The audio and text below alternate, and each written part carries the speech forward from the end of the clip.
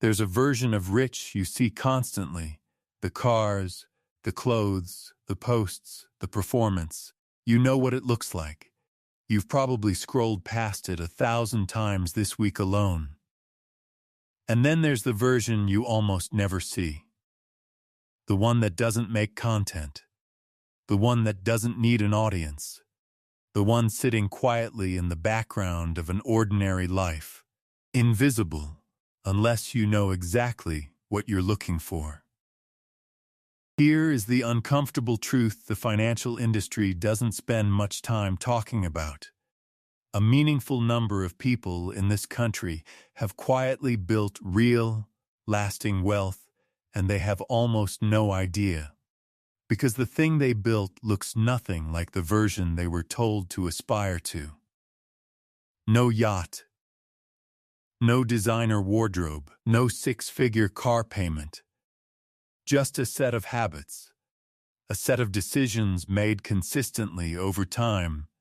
And a set of numbers that have been growing in the background while the rest of the culture performed. Today, we're going to look at 10 signs that you might be one of those people. Not signs of income, signs of actual wealth. And the difference between those two things is the most important financial distinction most people never learn. Before we start, one distinction needs to be clear. Income is not wealth. A person earning $300,000 a year and spending $310,000 is not wealthy. They're leveraged. They're performing.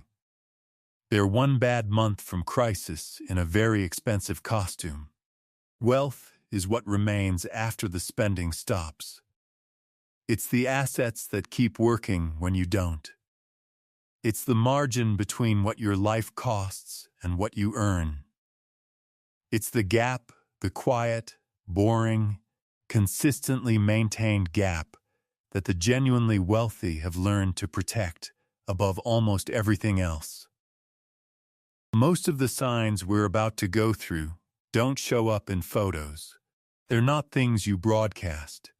In many cases, they're things you barely notice about yourself because they've become so ordinary that they don't feel like anything special. But they are. And if several of these hit close to home, you may be further along than you think. Sign 10. Your emergency fund is boring to you. Sign number 10. You have an emergency fund, and it genuinely does not stress you out. This sounds unremarkable until you look at the data.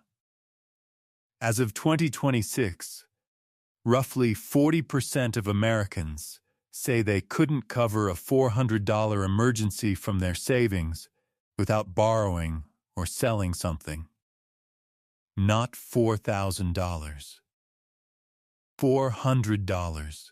If you have 3 to 6 months of living expenses sitting in an account you barely think about, not because you're rich, but because you built it gradually and left it alone, that puts you ahead of nearly half the country in a single metric that matters more than almost any other. The emergency fund doesn't feel like wealth because it's defensive. It's not growing aggressively. It's not impressive at a dinner party. But it is the foundation that allows every other form of wealth to exist. Without it, the first crisis erases everything. With it, a crisis is just an inconvenience. If you have one and you're bored by it, that boredom is a sign. The people who are genuinely fragile think about their emergency fund constantly, because it barely exists. Sign 9. You don't know exactly what things cost. Sign number 9. There are ordinary purchases you make without calculating whether you can afford them. Not luxury purchases, ordinary ones. A slightly nicer version of something at the grocery store. A book, a dinner with a friend, an unexpected car repair that's annoying but not terrifying. Financial stress has a very specific texture. It's the constant, low-grade calculation running in the background of every transaction. Can I afford this? Should I check the balance first? Is there enough? The genuinely wealthy don't experience this at the ordinary level, because they've built enough margin that ordinary purchases don't threaten the system. The mental bandwidth freed up by not running that calculation constantly is itself a form of wealth, and it's one of the first things to arrive when the financial foundation gets solid enough. If you can buy groceries without anxiety, cover a small unexpected expense without rearranging your week, and make modest discretionary choices without the background calculator running, you have something that a significant portion of high earners, people with impressive salaries and miserable balance sheets, simply do not have. Sign 8. You own things that make you money while you sleep. Sign number 8. You own at least one asset that generates value without your active attention. It doesn't have to be a rental empire or a stock portfolio that looks impressive. It could be a modest index fund that you've been adding to for 5 years. A retirement account that's been compounding quietly since your first job. A small stake in a business. Even a high-yield savings account being used intentionally. The defining characteristic of wealth, the thing that separates it from income, is that it keeps working when you stop. Earned income stops the moment you stop earning it. Assets don't. The person who owns nothing but a lifestyle, cars, clothes, vacations, experiences, owns things that either depreciate or disappear entirely once the spending stops. The person who owns even a modest portfolio of assets owns something that is, in a quiet and unhurried way, building value regardless of what else is happening in their life. If you have anything in this category, anything that is working for you in the background, you are doing something most people aren't doing. And most people have no idea how rare that actually is. Sign 7. Your lifestyle hasn't inflated with every raise. Sign number 7. You've received income increases over the years, and your lifestyle has not expanded to absorb every single one. This is one of the rarest behaviors in personal finance. The economic concept is called lifestyle inflation, the near-universal tendency for spending to expand in proportion to income, consuming every raise before it can become savings. The person who earned $55,000, then $75,000, then $95,000, and whose monthly expenses rose in near-perfect lockstep with each increase, has the income history of someone building wealth, and the balance sheet of someone who isn't. The person who earned the same trajectory, but kept their lifestyle roughly anchored while redirecting the increases, that person is sitting on the compounded difference between those two approaches. Over a decade, that difference is substantial. Over 2 decades, it can be transformative. If you've resisted the pull to upgrade everything every time your income grew, if you've kept living on roughly what you needed while putting the rest somewhere it could grow, you have exercised one of the most difficult and most rewarding disciplines in personal finance. Sign 6. You're not trying to impress anyone with your money. Sign number 6. Your spending is not organized around what other people will think of it. This is both a financial sign and a psychological one, and they're deeply connected. The performance of wealth is expensive. The car chosen to signal success. The vacation posted because the posting is the point. The restaurant selected because the name carries weight. The watch purchased because the logo is recognizable. Each individual decision is defensible. Together, they redirect enormous amounts of money away from wealth building and into impression management. The genuinely wealthy people with real balance sheets, not performed ones, tend to spend money on what they actually value, with very little regard for what it communicates. They drive the car they like. They take the trip they want. They wear what's comfortable. The spending is oriented inward, not outward. If you have largely stopped organizing your financial decisions around the impression they create, if you've made peace with driving something ordinary while your investments grow in the background, you've freed up more money and more mental energy than you probably realize. That freedom from the performance is itself a form of wealth, and it's one of the earliest reliable signs that the foundation has genuinely shifted. Sign 5. You find debt uncomfortable. Sign number 5. Consumer debt makes you genuinely uncomfortable. Not all debt is equal. A mortgage on a home that appreciates, a loan to fund a business with clear returns, these are tools that the financially sophisticated use deliberately. That's not what this sign is about. This sign is about the quiet discomfort you feel at the idea of carrying a credit card balance, financing something that loses value, or owing money on anything that doesn't have a clear path to return. That discomfort is not anxiety. It's calibration.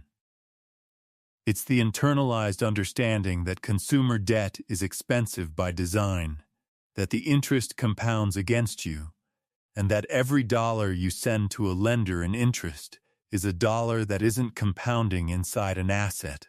A large portion of the population has been so thoroughly normalized to consumer debt that they don't feel the discomfort at all. The car payment, the card balance, the buy now, pay later installments, all of it feels ordinary. Because for most people around them, it is ordinary. If it doesn't feel ordinary to you, if carrying a balance genuinely sits wrong, that discomfort is your financial instincts working correctly. And it's quietly protecting a lot of future wealth. Sign 4. You talk about money less than everyone around you. Sign number 4. You don't feel the need to talk about money much, especially not your own. The reference script for this video documented the opposite pattern in detail. The fake rich person who cannot stop bringing up prices, purchases, and financial wins. There's a reason that pattern exists. The talking is the product. The words are doing the work that the actual wealth would do if it existed. Genuine wealth tends to be quiet because it doesn't need an audience to function. It's not generating its value from being seen. It's generating its value from being invested, compounding, and left alone. If you find yourself rarely volunteering financial information, not because you're secretive, but because it genuinely doesn't come up when there's nothing to perform, that quiet is itself a signal. The people who feel most compelled to broadcast their financial lives are almost always the ones most anxious about them. The calm financial quiet is one of the most consistent characteristics of people who have built real money. It's not modesty for its own sake. It's the simple absence of a need to prove something that doesn't need proving. Sign 3. You sleep without financial dread. Sign number 3. You sleep without financial dread. This sign is harder to measure than the others, but it may be the most important one on the list. Financial anxiety has a very specific texture at night. It's the involuntary balance calculation at 2 a.m. The quiet catalog of upcoming bills and whether the account will cover them. The mental arithmetic that runs without permission while you're trying to rest. A significant portion of Americans' people across income levels, including six-figure earners, report this experience regularly. It's one of the most reliable indicators that the gap between income and stability hasn't been closed yet, regardless of how much money is coming in. If you sleep without this, if your mind doesn't run the calculation unbidden, if the account balance is not a source of background dread, you have something that money alone cannot purchase, but that money, managed correctly over time, can eventually produce. The wealthy aren't fearless, but they've built enough margin that the ordinary financial fears simply don't activate. And that quality of sleep, boring, unremarkable, unafraid, is one of the quietest and most honest signs that something real has been built. Sign 2. You know exactly where your money goes, and you're not surprised by it. Sign number 2. You have a clear picture of your money, and the picture doesn't alarm you. Financial avoidance is one of the most reliable markers of fragility. When the numbers are frightening, people stop looking at the numbers. The statement goes unopened, the balance goes unchecked, the spending goes untracked. Not out of laziness, out of the self-protective instinct to avoid confirming what you're afraid is true. The person who has built genuine stability doesn't avoid the picture. They know what's coming in, what's going out, and roughly where the difference is going. Not necessarily through an elaborate system sometimes, just through a clarity that comes from having lived inside a sustainable budget long enough that it's become automatic. If you can look at your financial picture without bracing for it, if the numbers are not something you avoid, because avoiding them is no longer necessary, that relationship with your own money is one of the clearest signs of real financial health. You've made peace with the math, because the math, for you, is okay. Sign 1. You could stop for A while and be fine. Sign number 1. If your income stopped tomorrow, you have time. Not forever, not indefinitely, but time. Real time. Weeks, possibly months, possibly longer depending on what you've built. A buffer between the income stopping and the crisis starting that is long enough to breathe, to think, to make a deliberate decision rather than a desperate one. This is the single most honest measure of financial health that exists. Not your salary, not your car, not your address, not your wardrobe. Just this: if the paycheck stopped arriving, when would the fear start? The genuinely wealthy person at any income level has enough runway that the answer to that question is measured in months. The financially fragile person, regardless of how much they earn, has an answer measured in days. If you've built that buffer, if you've quietly accumulated enough that a disruption is an inconvenience rather than a catastrophe, you have done something genuinely difficult in a financial culture that makes it extraordinarily easy to spend every dollar that arrives, and a few that haven't yet. That's not flashy. It's not content.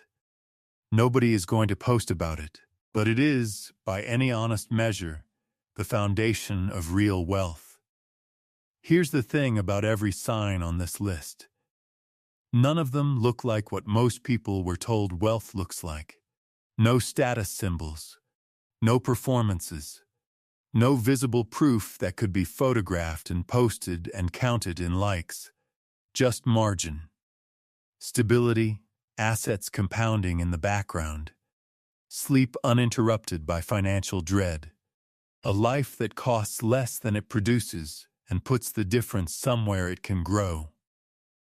The culture that surrounds money in 2026 has made it harder than ever to recognize these signs in yourself, because the culture keeps pointing at the performance and calling it wealth. while the real thing sits quietly in the background, looking ordinary, looking unremarkable, looking like almost nothing at all. If several of these signs described you, you may have built something more real than you've given yourself credit for. Not perfect, not finished, but real. And real, quiet, boring, consistent wealth, built one decision at a time over years, has a way of becoming something extraordinary without ever needing anyone else to see it happen. Which sign hit closest to home, positively or otherwise? Drop it in the comments. I read all of them. If this reframed something about where you actually stand financially, that's exactly what this channel is here for. Subscribe for more of this. No hype, no performance, just the honest version of how money actually works. See you in the next one.